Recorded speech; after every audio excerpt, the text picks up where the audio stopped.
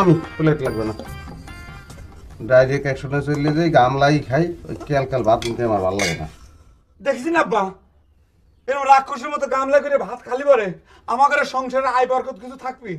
এমনি বলে আমাদের সম্পত্তি ক্ষয় শুরু হয়ে গেছে। প্লেটে ভাত খালি কি পেট ভরে না রে গোল্লা? না আমু বিরক্ত লাগে, এই পকিলে হানি একটু একটু করে ভাত লবো আর খামু, এই হয়। ছোটকালে তো এই গামলায় খাই, কই আমাকে ফ্যামিলির আয় বরকত তো কম।